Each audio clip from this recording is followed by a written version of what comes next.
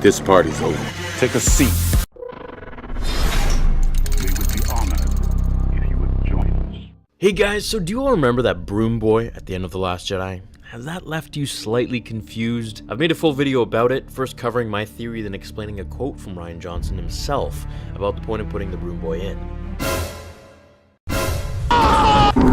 Did you guys know that that scene apparently wasn't even supposed to be put in the film? It was added later on after the script. The original ending was supposed to be Rey and Chewie and the Falcon blasting off into hyperspace somewhere in the distant galaxy, then cutting to the credits. However, Rian changed it and added this, which is when we got that Broom boy scene. Now, what I always wondered was, what did Mark Hamill think of this scene? Because it's very unlike Star Wars, almost. It just shifts from main characters to one that we don't really know at all. So finally, in an interview with Mark Hamill, he went to say this about the boy and the scene's meaning to him. What I loved particularly was, and they didn't have to do this because the movie's over, all of a sudden you cut to the stable and there's that little boy. He puts out his hand and the broom comes to him. It's so subtle. The first time I saw it, I thought he just took it, but if you look, he puts his hand out and it moves over to him, implying that yeah, Rey's the last Jedi until the next Jedi. It'll go on forever, believe me. Long after both of us are gone, they'll be making these films from here into eternity. So as Rian explained, the boy is to symbolize the passing of the torch, like Vader, Yoda, and Obi-Wan did to Luke,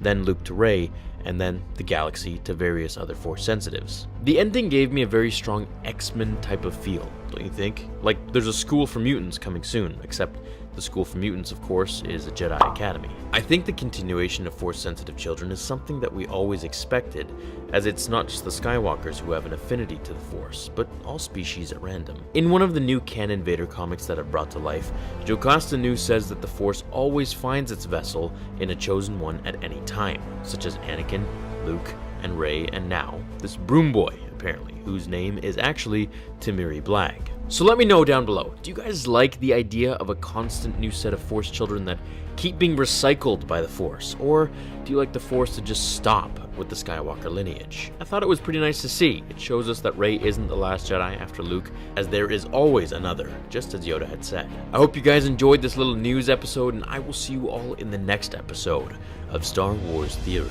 Until then, my fellow Jedi and Sith friends, remember,